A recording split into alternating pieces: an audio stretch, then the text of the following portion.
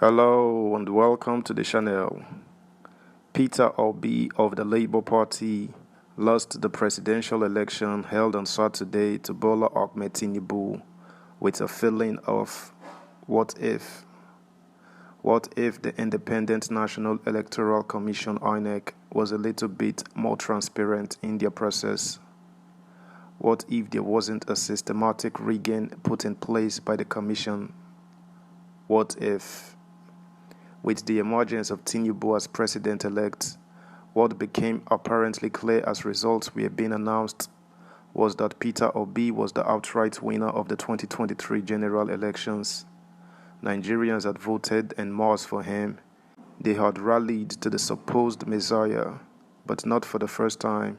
Their sacrifices and yearnings for a new dawn ended in vain.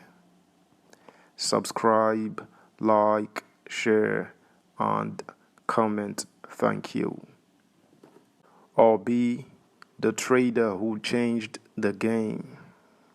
What started as a joke a few months ago has morphed into a national movement labeled by many as the third force expected to produce a new government in the next few years.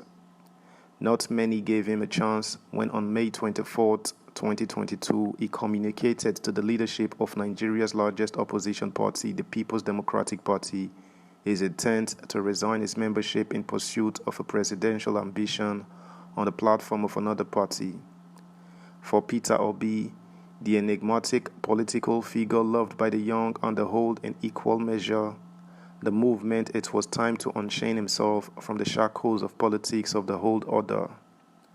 Riding on the wave of mass support, symbolized largely by youths, tired of the system that had seen them toil for years with little to show for it, Obi, presidential candidate of the Labour Party in the just concluded poll, has demonstrated the inelastic power inherent in true love.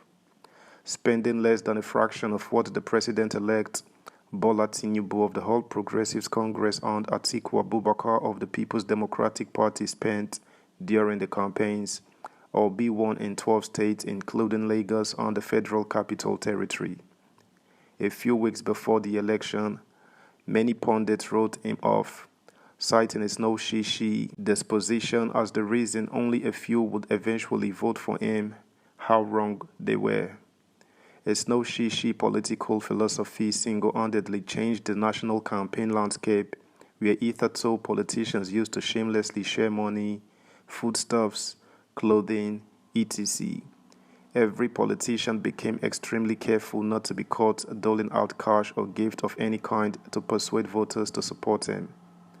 Born on 19 July 1961, Peter is partly Okonkwo, the main character in Chinua Achebe's Things Fall Apart, as his fame rested on solid personal achievements.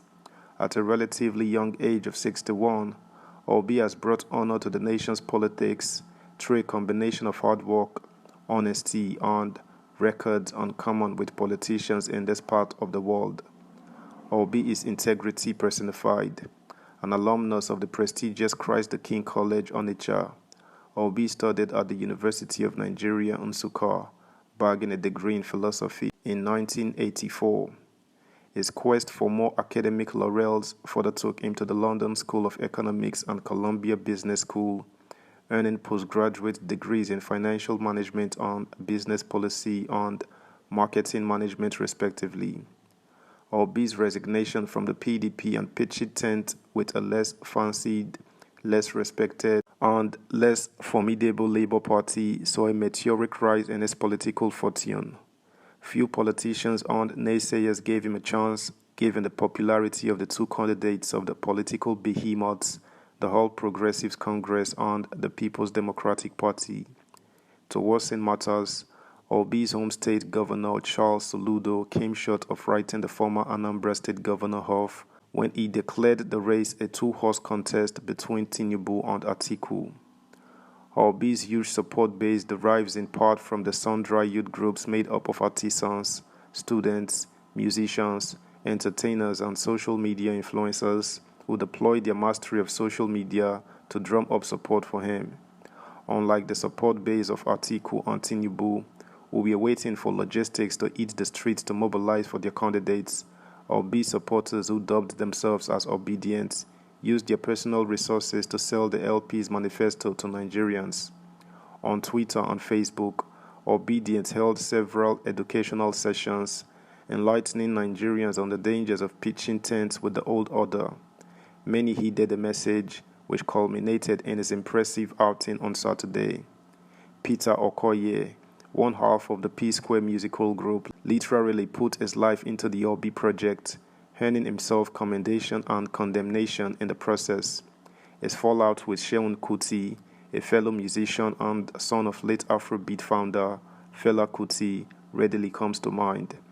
Worthy of mention too is Mr. Macaroni, skit superstar, who never hesitated to remind anyone who cared to listen that he was for Obi in rain and shine. With the political stage set, Obi kept his eyes on the ball towards the goalpost. He had garnered a worthwhile experience as a two-term governor of Anambra State. He was not a neophyte in the management of political stardom. Subscribe, like, share, comment, and please turn the notification bell on. Thank you. Peter Obi had contested the governorship election in Anambra State in 2003 on the platform of the All Progressives Grand Alliance and lost to PDP's Chris Ngige. He challenged the victory in court, and almost 3 years later, he was declared the authentic winner of the poll. 7 months in the saddle, he was impeached in controversial circumstances. Not one to give up without a fight because of his belief in the rule of law, the soft-spoken philosopher king sought legal redress in court, leading to the nullification of the impeachment by the Court of Appeal on 9 February 2007. In 2010, he won a second term in office, beating PDP's Charles Soludo, incumbent Anambra State Governor. As can be seen from the February 25th presidential election, those who wrote him off were forced to have a rethink when at the end of collation, Obi polled a total of 6,093,962 votes in 12 states comprising Edo, Cross River, Delta, Lagos, Plateau, Benue, Imo, Ebonyi, Nasarawa, Anambra, Abia, and Enugu states. It is shocking that the so-called behemoths, Tinubu and Atiku, barely managed to win the same number of states.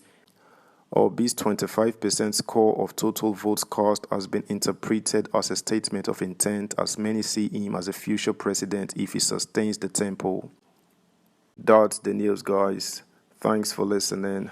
Until next time, bye.